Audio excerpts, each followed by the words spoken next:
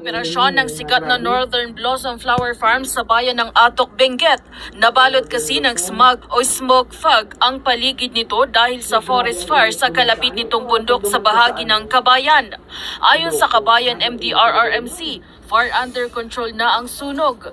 Pero may dalawa pang active forest fire ang binabantayan sa bayan ng Itogon at Bukod.